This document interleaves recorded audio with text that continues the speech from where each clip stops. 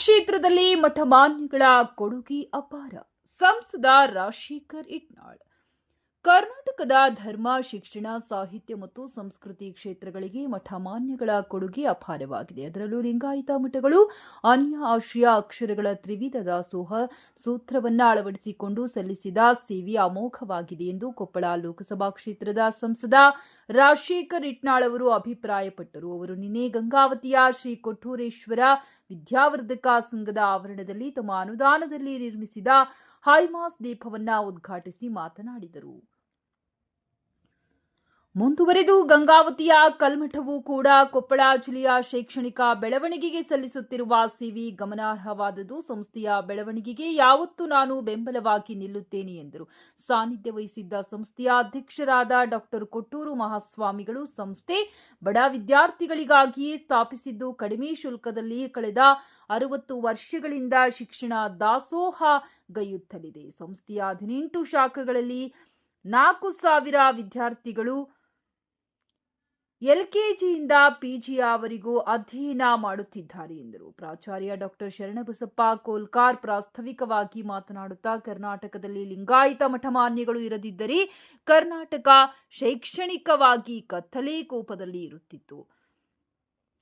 ಕಲ್ಮಠವು 700 ವರ್ಷಗಳಿಂದಲೂ ಸೇವಾನಿರತವಾಗಿದೆ. ರಾಜಕಾರಣಿಗಳು ಮಠಮಾನ್ಯಗಳಿಗೆ ಶಿಕ್ಷಣ ಸಂಸ್ಥೆಗಳಿಗೆ ಅನುದಾನ ನೀಡಿ ಪ್ರೋತ್ಸಾಹಿಸಬೇಕೆಂದರು. ಈ ಸಂದರ್ಭದಲ್ಲಿ ಸಂಸ್ಥೆಯ ಕಾರ್ಯದರ್ಶಿಗಳಾದ ಶರಣೇಗೌಡ ಮಾಲಿ ಪಾಟೀಲ್, ನಗರಸಭಾ ಸದಸ್ಯ ಮನೋಹರ್ ಸ್ವಾಮಿ ಹಿರೇಮಠ, ಮಾಜಿ ನಗರಸಭಾ ಸದಸ್ಯ ಕೆ ವೆಂಕಟೇಶ್, ಸಂಸ್ಥೆಯ ಸಾಮಾನ್ಯ ಸದಸ್ಯ ಸತೀಶ್ ಬೋಜಶೆಟ್ಟರ್ ಮುಂತಾದವರು ಮತ್ತು ಕೊಟ್ಟೂರೇಶ್ವರ ವಿದ್ಯಾವರ್ಧಕ ಸಂಘದ ಶಾಲಾ ಕಾಲೇಜುಗಳ ಮುಖ್ಯೋಪಾಧ್ಯಾಯರು, ಪ್ರಾಚಾರ್ಯರು, ಸಿಬ್ಬಂದಿ ವರ್ಗದವರು ಉಪಸ್ಥಿತರಿದ್ದರು.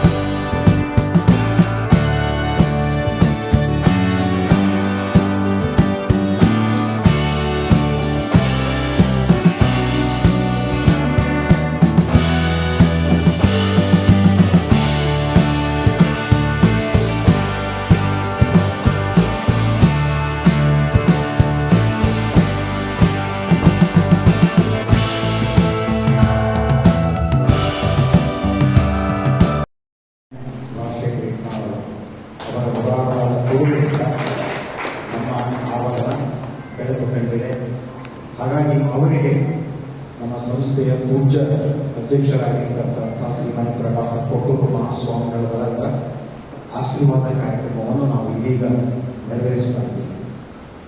ಕರ್ನಾಟಕದ ಧರ್ಮ, ಸಾಹಿತ್ಯ, ಶಿಕ್ಷಣ, ಸಂಸ್ಕೃತಿ ಈ ಕ್ಷೇತ್ರಗಳಿಗೆ ಮಠಮಾನ್ಯಗಳ ಕೊಡುಗೆ ಅದ್ಭುತ ಮತ್ತು ಅಪಾರ. 15ನೇ ಶತಮಾನದಿಂದ ವಿಶೇಷವಾಗಿ ವೀರಶೈವ ಮಠಗಳು ಕರ್ನಾಟಕದ ನೆಲಕ್ಕೆ ಸಲ್ಲಿಸಿರ್ತಕ್ಕಂಥ ಕೊಡುಗೆ ಏನಿದೆಯಲ್ಲ ಅದು ಅಪೂರ್ವವಾಗಿರ್ತಕ್ಕಂಥ. ಕೆಲವು ಸಂಶೋಧಕರು ಅಭಿಪ್ರಾಯಪಡ್ತಾರೆ, ಕರ್ನಾಟಕದಲ್ಲಿ ಮಠಮಾನ್ಯಗಳು ಬರದೇ ಹೋಗಿದ್ರೆ ಇವತ್ತು ಕರ್ನಾಟಕ ಬಿಹಾರ ಥರ ಆಗ್ತಾ ಇತ್ತು. ಬಿಹಾರ ನಮ್ಮ ದೇಶದಲ್ಲಿ ಅದರ ಶಿಕ್ಷಣದ ಗುಣಮಟ್ಟ, ಆರ್ಥಿಕ ಗುಣಮಟ್ಟ, ಸಾಂಸ್ಕೃತಿಕ ಗುಣಮಟ್ಟ ತುಂಬ ಕಡಿಮೆ ಆ ರೀತಿ ಆಗ್ತದೆ. ಆದರೆ ಆ ಎಲ್ಲ ಕಾರ್ಗತ್ತಲಿಂದ ಎದ್ದಿರ್ತಕ್ಕಂಥ ಕೀರ್ತಿ ಮಠಮಾನ್ಯಗಳಿಗೆ ಸಲ್ತಾ ಇದೆ. ಇಂಥ ಮಠಮಾನ್ಯಗಳನ್ನು ಗಳಿಸಿರ್ತಕ್ಕಂಥದ್ದು ಯಾರು? ರಾಜ ಮಹಾರಾಜರು. ನಮ್ಮ ಕೊಡಗಿನ ಹಾಲೇರಿ ರಾಜಮಾನ್ಯರು ಚಿತ್ರದುರ್ಗದ ಮಠಕ್ಕೆ ಸಾವಿರಾರು ಎಕರೆ ಭೂಮಿಗಳನ್ನು ದಾನ ಮಾಡಿದರು. ಪರಿಣಾಮವಾಗಿ ಆ ಮಠದಲ್ಲಿ ಅನ್ನದಾನ, ವಿದ್ಯಾದಾನ, ಸೊ ಈ ಥರದ ಅನೇಕ ದಾನಗಳನ್ನು ನೀಡುತ್ತಾರೆ. ಕೆಳದಿ ಶಿವಪ್ಪನಾಯಕನ ವಂಶಸ್ಥರೆಲ್ಲ ದೊರೆಗಳು ಎಲ್ಲ ಮಲೆನಾಡು ಪ್ರಾಂತದ ಎಲ್ಲ ಮಠಗಳಿಗೆ, ವೀರಶೈವ ಮಠಗಳಿಗೆ ಅಷ್ಟೇ ವಾಸಿಯಾಗಿರ್ತಕ್ಕಂಥ ಜಂಗಮೋಹನಿ ಮಠವನ್ನು ಕಟ್ಟಿಸಿ ಉದಾರವಾದ ದಾನ ಧರ್ಮಗಳನ್ನು ಮಾಡಿದರು. ಮತ್ತು ನಮ್ಮ ಹೈದರಾಬಾದ್ ಕರ್ನಾಟಕದಲ್ಲಿ ಕೂಡ ಅನೇಕ ಮಠಗಳಿಗೆ ಬಂದಿದೆ. ಹೈದರಾಬಾದ್ ನಿಜಾಮರು ಕೂಡ ನಮ್ಮ ಮಠಮಾನ್ಯಗಳಿಗೆ, ನಮ್ಮ ಕಣ್ವಿ ಸುವರ್ಣ ಮಠಕ್ಕೆ ಕೂಡ ಸಾಕಷ್ಟು ಭೂಮಿಗಳನ್ನು ದಾನ ಮಾಡಿದ್ದಾರೆ. ಸೊ ಅಂತ ಯಾಕೆ ಅವರೆಲ್ಲ ರಾಜ ಮಹಾರಾಜರು ಕೊಡ್ತಾ ಇದ್ದಾರೆ ಅಂತ ಹೇಳಿದ್ರೆ, ಮಠಗಳಿಂದ ಸಮಾಜದಲ್ಲಿ ಧರ್ಮ, ಶಾಂತಿ, ಸಾಹಿತ್ಯ, ಸಂಸ್ಕೃತಿ ಬೆಳೀತದೆ, ಉಳಿತದೆ. ಯಾವ ಸಮಾಜದಲ್ಲಿ ಧರ್ಮ, ಶಾಂತಿ, ಸಂಸ್ಕೃತಿ ಇರ್ತದೋ ಆ ಸಮಾಜ ಸ್ವಸ್ಥಪೂರ್ಣವಾಗಿ ನಡೀತದೆ. ಸೊ ಆ ಒಂದು ಉದ್ದೇಶದಿಂದ ರಾಜರ ಕೆಲಸವನ್ನು ಮಠಮಾನ್ಯಗಳು ಮಾಡ್ತಾ ಇದ್ದಾರೆ. ಮಠಮಾನ್ಯ ರಾಜರು ಯಾಕೆ ನೆಮ್ಮದಿ ಇರ್ತಾ ಇದ್ರು? ನಮ್ಮ ಪಕ್ಕದಲ್ಲೇ ಇದ್ದರೂ ಕೂಡ ಅವರ ಮಠ ಮತ್ತು ಈ ಸಿದ್ಧಾಸಂಸ್ಥೆಗಳು ಅಷ್ಟೊಂದು ನಮಗೆ ಈ ಮಟ್ಟದಲ್ಲಿ ಮಠ ಒಂದು ಶೈಕ್ಷಣಿಕ ಕ್ಷೇತ್ರದಲ್ಲಿ ಸಾಮಾಜಿಕವಾಗಿ ಸಾಮಾಜಿಕ ಕೆಲಸವನ್ನು ಮಾಡ್ತಕ್ಕಂಥ ನಮಗೂ ಕೂಡ ಅನಿಸಿಲ್ಲ. ನನ್ನ ಮಠಕ್ಕೆ ಬಂದಂತೆ ಬಹಳ ಖುಷಿಯಾಯಿತು. ಸುಮಾರು 4,000 ವಿದ್ಯಾರ್ಥಿಗಳು ಇವತ್ತು ಇಲ್ಲಿ ಶಿಕ್ಷಣ ಸಂಸ್ಥೆಯಲ್ಲಿ, ಅದು ಕಡಿಮೆ ಫೀಸಲ್ಲಿ. ಇವತ್ತು ಶಿಕ್ಷಣ ಅಂದ್ರೆ ಬಹಳಷ್ಟು ನಾವು ನೋಡ್ತಾ ಇದ್ದೀವಿ, ವ್ಯಾಪಾರ ಆಗಿದೆ. ಇವತ್ತು 50,000 ಮಿನಿಮಮ್ ನಾವು LKG ಕಲಿಸ್ಬಿಟ್ರೆ 50,000 ರೂಪಾಯಿ ಕಟ್ಟಬೇಕು ಅಂತ ಪರಿಸ್ಥಿತಿ ಬಂದ್ಬಿಟ್ಟೆ. ಇವತ್ತು ಸಾಧಾರಣ ವ್ಯಕ್ತಿಗಳು ಯಾಕಂದ್ರೆ ಇವತ್ತು ಪ್ರೈವೇಟ್ ಸ್ಕೂಲ್ಗೆ ಹಚ್ಚಬೇಕಂದ್ರೆ ಅವ್ರ 5 ತಿಂಗಳ ಅವ್ರ ಮಕ್ಕಳ ಅಡ್ಮಿಷನ್ ಸಲುವಾಗಿ ದುಡಿಬೇಕು, ಆ ಪರಿಸ್ಥಿತಿ. ಅಂಥದ್ರಲ್ಲಿ ಒಂದು ಮಠ ಇವತ್ತು 5,000 ವಿದ್ಯಾರ್ಥಿಗಳಿಗೆ ಶಿಕ್ಷಣ ಕೊಡುವಂಥ ಕೆಲಸವನ್ನು ಮಾಡ್ತಾರೆ. ನನಗೆ ಇಲ್ಲಿ ಬಂದಂಥ ಶ್ರೀಗಳೊಂದು ಬೇಡಿಕೆ ಈಗ 5 ಮಾಸ ಲೇಟ್ ಆಗ್ಬೇಕಂದ್ರೆ ಬಹಳ ಖುಷಿ ಆಯ್ತು. ನನ್ನ ಮಠಕ್ಕೆ ಕೂಡ ಒಂದು ಅಳಿಲು ಸೇವೆ ಮಾಡ್ಲಿಕ್ಕೆ ಒಂದು ಅವಕಾಶ ಮಾಡಿಕೊಟ್ಟಿದ್ದಾರೆ. ಅವಾಗ ನಾವು ಖಂಡಿತವಾಗಿ ಈ ಕೆಲಸ ಮಾಡ್ತೀನಿ ಅನ್ನೋ ಮಾತನ್ನು ಕೂಡ ಹೇಳಿ ನಮ್ಮ ಅಣ್ಣವ್ರು ಹೇಳಿ, ಸರ್ಕಾರದ ಅನುದಾನಗಳು ಬಹಳಷ್ಟು ಇರ್ತವೆ, ಆದರೆ ಸರಿಯಾದ ರೀತಿಯಲ್ಲಿ ಬಳಕೆ ಆಗ್ಬೇಕಂತೇಳಿ, ಸರಿಯಾದ ರೀತಿಯಲ್ಲಿ ಬಳಕೆ ಆಗಬೇಕು. ವಿಶೇಷವಾಗಿ ನಾವು ಶಿಕ್ಷಣ ಕ್ಷೇತ್ರಕ್ಕೆ ಒತ್ತು ಕೊಡಬೇಕಾಗಿತ್ತು. ಶಿಕ್ಷಣ ಕ್ಷೇತ್ರದಲ್ಲಿ ಒತ್ತು ಕೊಡಬೇಕಾಗಿದೆ. ಯಾಕಂದ್ರೆ ನಮ್ಮ ದೇಶದಲ್ಲಿ ಬಹಳಷ್ಟು ಜನಸಂಖ್ಯೆ ಇದ್ದಾಗ ಕೂಡ ಬಹಳಷ್ಟು ಜನಸಂಖ್ಯೆ ಬಹಳಷ್ಟು ರಾಷ್ಟ್ರಗಳನ್ನು ನಾವು ನೋಡ್ತೀವಿ. ಸುಮಾರು 183ಕ್ಕೂ ಹೆಚ್ಚು ರಾಷ್ಟ್ರಗಳದಾವ. ಆದ್ರೆ ಈ ಕೆಲವಿಷ್ಟು ರಾಷ್ಟ್ರಗಳ ಜನಸಂಖ್ಯೆ ಇಲ್ಲ, ಜನಸಂಖ್ಯೆ ಬಲ ಇಲ್ಲ, ಶಕ್ತಿ ಇಲ್ಲ. ಅದು ನಮ್ಮಲ್ಲಿ ಐತಿ, ನಮ್ಮ ದೇಶದಲ್ಲಿ ಐತಿ, ಅದನ್ನು ಸರಿಯಾದ ರೀತಿ ಬಳಸಲಿಕ್ಕೆ ಆಗ್ತಾ ಇಲ್ಲ. ಯಾಕಂದ್ರೆ ನಮ್ಮಲ್ಲಿ ಶಿಕ್ಷಣದ ಕೊರತೆ ಇದೆ. ನಾವು ಬಲಗೊಳಿಸಿದಾಗ ನಾವು ಎಲ್ಲವನ್ನು ಕೂಡ ನಮ್ಮ ಜನಸಂಖ್ಯೆ ಶಕ್ತಿಯನ್ನು ಬಳಸ್ಕೊಂಡಾಗ ನಮ್ಮ ದೇಶ ಕೂಡ ತ್ವರಿತವಾಗಿ ಅಭಿವೃದ್ಧಿ ಹೊರಲಿಕ್ಕೆ ಸಾಧ್ಯ ಆಗುತ್ತೆ. ಆ ದೃಷ್ಟಿಯಲ್ಲಿ ನಾವು ಶಿಕ್ಷಣಕ್ಕೆ ಒತ್ತು ಕೊಟ್ಟು ಕೆಲಸ ಮಾಡಬೇಕಾಗುತ್ತೆ. ವಿಶೇಷವಾಗಿ ನನ್ನ ಶ್ರೀಮಠದ ಮತ್ತು ಶ್ರೀಗಳಿಗೆ ನಾನು ಅವ್ರ ಪಾದಕ್ಕೆ ನಮಸ್ಕಾರ ಮಾಡಿ ಹೇಳ್ತೀನಿ. ಇನ್ನೂ ಕೂಡ ಹೆಚ್ಚಿನ ಇವತ್ತು ಶಿಕ್ಷಣ ಸಂಸ್ಥೆಗಳನ್ನ ಇವತ್ತು ಬಹಳಷ್ಟು ಇಲ್ಲಿ ಸ್ಕಿಲ್ ಡೆವಲಪ್ಮೆಂಟ್ ಕೂಡ ಮಾಡ್ತಾರೆ ಶ್ರೀಗಳು. ಲಾಸ್ಟ್ ಟೈಮ್ ಬಂದಂತ ಹೇಳಿದ್ರು, ಇನ್ನು ಹೆಚ್ಚಿನ ಕೆಲಸವನ್ನು ಮಾಡ್ರಿ. ನನಗೂ ಕೂಡ ಏನು ಸೇವೆ ಮಾಡಕ್ಕೆ ಸಾಧ್ಯ ಐತಿ, ನಾನು ಶ್ರೀಮಠಕ್ಕೆ ಸೇವೆ ಮಾಡಕ್ಕೆ ಇವತ್ತು ನನಗೂ ಕೂಡ ಇವತ್ತು ಉದ್ಘಾಟನೆ ಮಾಡೋ ಜೊತೆಗೆ ತಾವು ಆಶೀರ್ವಾದ ಕೂಡ ಮಾಡಿದ್ರಿ. ಬಹಳ ಸಂತೋಷ ಆಗೈತಿ. ಈ ವೇದಿಕೆ ಅನಿಸಿಕೆ ಹಂಚ್ಕೊಳ್ಳಿಕ್ಕೆ ಅವಕಾಶ ಕೂಡ ಮಾಡಿಕೊಟ್ಟಿದ್ದೀರಿ. ತಮ್ಮೆಲ್ಲರಿಗೂ ಕೂಡ ಅಭಿನಂದನೆ ಸಲ್ಲಿಸಿ ನನ್ನ ಶಿಕ್ಷಣ ಅಂತಂದ್ರೆ ಕರ್ನಾಟಕದಲ್ಲಿ ಬಹಳ ಅಪರೂಪವಾಗಿತ್ತು. ಇದು ಎಷ್ಟೋ ಹಿಂದುಳಿದ ಪ್ರದೇಶವಾಗಿತ್ತೋ ಶೈಕ್ಷಣಿಕವಾಗಿ ಅಷ್ಟೇ ಹಿಂದುಳಿದ ಪ್ರದೇಶವಾಗಿತ್ತು. ಪೂಜ್ಯ ಗುರುಗಳು ನಮ್ಮ ಹಿಂದಿನ ಪತ್ರಕರ್ತರು ಅಂತಾರೆ, ಅವರಿಗೆ ಚನ್ನಮನಿ ಚನ್ನಸ್ವಾಮಿಗಳು ಅಂತಾರೆ. ಆ ಪೂಜ್ಯ ಗುರುಗಳು ವಿಚಾರ ಮಾಡಿದರು, ನಾವು ಏನಾದರೂ ಇಲ್ಲೊಂದು ಶಾಲೆ ಮಾಡಿದೀವಿ ಅಂತಂದ್ರೆ ಭಾಳ ಚಲೋ ಆಗುತ್ತೆ ಅಂತ ತಿಳ್ಕೊಂಡೇಳಿ 1965ರಲ್ಲಿ ಈ ರಾಯಚೂರು ಜಿಲ್ಲೆ ಹೈದರಾಬಾದ್ ಕರ್ನಾಟಕದಲ್ಲಿ ಪ್ರಪ್ರಥಮವಾಗಿ ಪ್ರೌಢಶಾಲೆ ಪ್ರಾರಂಭ ಮಾಡ್ತಿದ್ದು ಪೂಜ್ಯ ಚನ್ನಬಸವ ಮಹಾಸ್ವಾಮಿಗಳು ಸಂಸ್ಥೆ. ಅಂದಿನ ದಿನದಲ್ಲಿ ಕೇವಲ 16 ವಿದ್ಯಾರ್ಥಿಗಳಿಂದ ಪ್ರಾರಂಭವಾಗಿರ್ತಕ್ಕಂಥ ವಿದ್ಯಾಸಂಸ್ಥೆ ಇವತ್ತು 4,500 ಜನ ವಿದ್ಯಾರ್ಥಿಗಳು ಇವತ್ತು ಅಧ್ಯಯನ ಮಾಡ್ತಾ ಇದ್ದಾರೆ. ನಮ್ಮ ಪೂಜ್ಯ ಗುರುಗಳಿದ್ದ ಸಂದರ್ಭದಲ್ಲಿ ಸರೋಜಮ್ಮ ಕಾಲೇಜು ಮತ್ತು ಕೊಟ್ಟೇಶ್ವರ ಕಾಲೇಜು ಮಾತ್ರ ಎರಡರ ಮೇಲೆ ನಿಂತು ಈ ಜಗದೊಳಗೆ. 1995ರಲ್ಲಿ ನಮ್ಮ ಮಠಕ್ಕೆ ಅಧಿಕಾರ ಆದಮೇಲೆ ಬಹುಶಃ ಈ ಸುಮಾರು 18-20 ಸಂಸ್ಥೆಗಳು ಕಾಣ್ತಿದ್ರಲ್ಲ, ಇತ್ತಿತ್ತಲಾಗಿ ಕಟ್ಟಡಗಳು ಎಲ್ಲ ವಿದ್ಯಾಸಂಸ್ಥೆಗಳು ಸ್ವಂತ ಕಟ್ಟಡವನ್ನು ಹೊಂದಿರ್ತಕ್ಕಂಥದ್ದು. ಹೆಚ್ಚಿಗೆ ನಾವು ಏನೂ ಇಲ್ಲ, ಇದು ಬಡ ಸಂಸ್ಥೆ.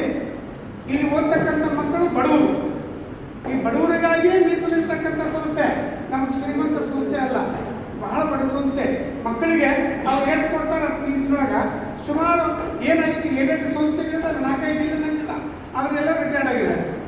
ಅವರು ಅರೆಕಾಲಿಕ ಶಿಕ್ಷಕರು ತೆಗೆದುಕೊಂಡು ಪ್ರತಿ ತಿಂಗಳ 13ರಿಂದ 15 ಲಕ್ಷ ರೂಪಾಯಿ ಪಗಾರ ಮಾಡ್ತಿದ್ದೇನೆ ಪ್ರತಿ ತಿಂಗಳು.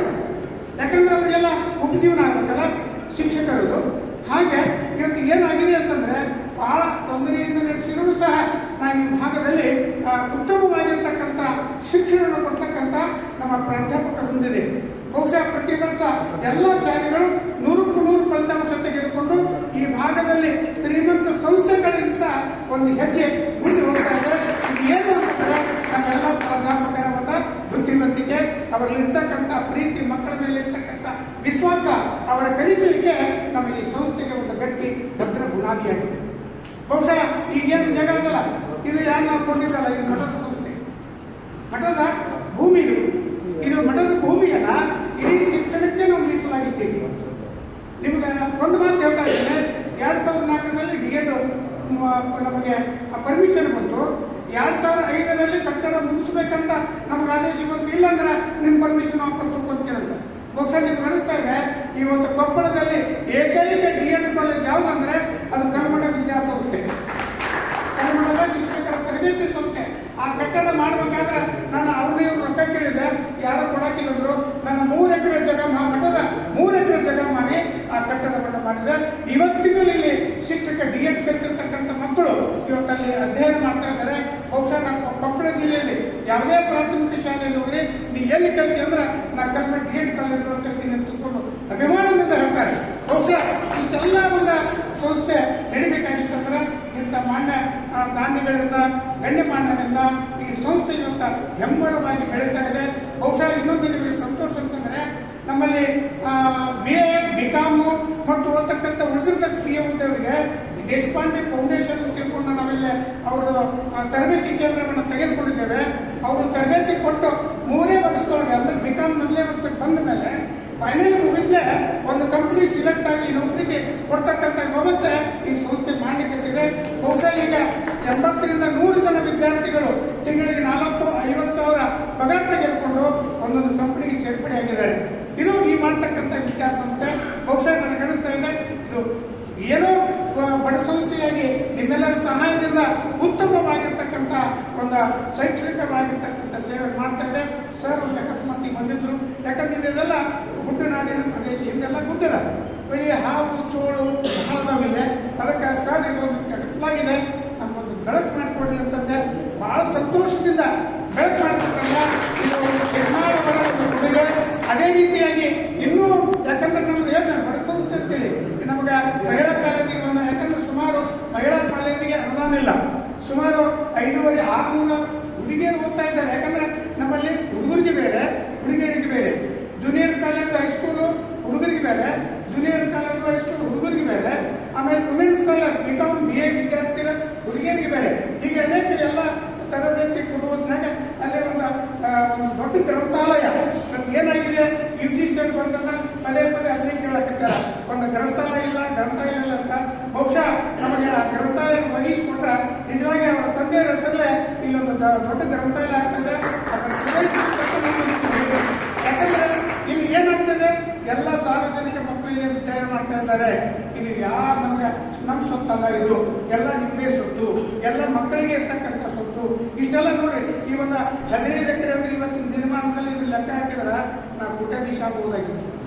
ನಾನು ಇನ್ನೂ ಭಿಕ್ಷಾಧೀಶನೇ, ನಾನು ಇನ್ನೂ ಜೋಳಿಗೆ ಹಿಡ್ಕೊಂಡಿನಿ, ನಾನು ಕೋಟ್ಯಾಧೀಶ ಇಲ್ಲ. ನಾನು ತಂದೆ ಅಭಿಮಾನ, ನನ್ನ ಮಕ್ಕಳಲ್ಲಿ ಓದ್ತಾರಲ್ಲ, ಈ ಮಕ್ಕಳಲ್ಲಿ ಓದ್ತಾರಲ್ಲ ಬಹಳ ಖುಷಿ. ಕೋಟ್ಯಾಧೀಶರಿಗಿಂತಲೂ ನನಗೆ ಬಹಳ ಹೆಮ್ಮೆ ಅನ್ನಿಸ್ತಾ ಇದೆ, ಖುಷಿ ಅನ್ನಿಸ್ತಾ ಇದೆ. ಇಲ್ಲಿ ಬಡ ಮಕ್ಕಳು ಓದಿ ವಿದ್ಯಾವಂತರಾಗಿ ನೌಕರಿ ತಗೊಂಡು ಉತ್ತಮವಾಗಿರ್ತಕ್ಕಂಥ ಜೀವನ ಸಾಗಿಸ್ತಾರೆ ಅಂತ ತಿಳ್ಕೊಂಡು ಹೇಳಿ ನನಗೆ ಬಹಳ ಹೆಮ್ಮೆ ಇದೆ. ಅಂತ ಹೆಮ್ಮೆ ಪಡುವವರಿಗೂ ನನಗೆ ಬಹಳ ಖುಷಿ ಅನ್ನಿಸ್ತಾ ಇದೆ. ಅದಕ್ಕೆ ರಾಜಶೇಖರ್ ಅವರಿಗೆ ಒಂದು ಈ ಸಂಸ್ಥೆ ಮೇಲೆ ಅಭಿಮಾನ, ಈ ಸಂಸ್ಥೆ ಮೇಲೆ ಒಂದು ಪ್ರೀತಿ ಸದಾ ಇರಲಿ. ಅದರಂತೆ ನಮ್ಮ ಸಂಸ್ಥೆ ಮೇಲೆ ಒಂದು ಏನೋ ಒಂದು ಅಭಿಮಾನ ಜೊತೆಗೆ ಒಂದು ಏನೋ ಇನ್ನೊಂದು ಒಂದು ಕಾರ್ಯ ಯಶಸ್ವಿ ಆಗಲಿ ಅಂತ ತಿಳ್ಕೊಂಡು ಜೊತೆಗೆ ಕೈಮಾಸಲ್ಲಿ ಉದ್ಘಾಟನೆ ಆಗಿದೆ. ಆ ಬೆಳಕಿನಲ್ಲಿ ಬಡ ಮಕ್ಕಳು ಕೆಲವು ಜನ ರಾತ್ರಿಯಲ್ಲಿ ಅಧ್ಯಯನ ಮಾಡ್ಲಿಕ್ಕೆ ಬರ್ತಾರೆ. ನಮ್ಮಲ್ಲಿ ಮೇಲೆ ಲೈಬ್ರರಿ ಇದೆ, ಎಲ್ಲ ಇದೆ. ಯಾಕಂದ್ರೆ ಎಕ್ಸಾಮ್ ಟೈಮ್ನಲ್ಲಿ ಅಧ್ಯಯನ ಮಾಡ್ಲಿಕ್ಕೆ ಬರ್ತಾರೆ. ದೊಡ್ಡ ಲೈಬ್ರರಿ ಇದು ದೊಡ್ಡ ಯಾಕಂದ್ರೆ ಇದು aided college, BCom aided college. UGC ತಗೊಂಡು ಏನೋ ಒಂದು ವ್ಯವಸ್ಥೆ ಮಾಡಿದ್ದಾರೆ. ಅಂತ ವಿದ್ಯಾರ್ಥಿಗಳ ಬೆಳಕಾಗೈತಿ, ಆ ಪುಣ್ಯಾತ್ಮಕ ಬೆಳಕು ಮಾಡಿಕೊಟ್ಟಿದ್ದಾರೆ. ಅವರಿಗೆ ಸದಾ ಬೆಳಕು ಭಗವಂತ ಕೊಡಲಿ. ಅವರಿಗೂ ಮುಂದೆ ಮತ್ತೆ ಅವರಿಗೆ ಯಾವತ್ತೂ ಸದಾ ಬೆಳಕಿನಾಗ ಇಲ್ಲೇ ಅಂತ ತಿಳ್ಕೊಂಡು ಆಡಳಿಸಿ ನನ್ನ 4 ಮಾತುಗಳಿಗೆ ವಿರಾಮ.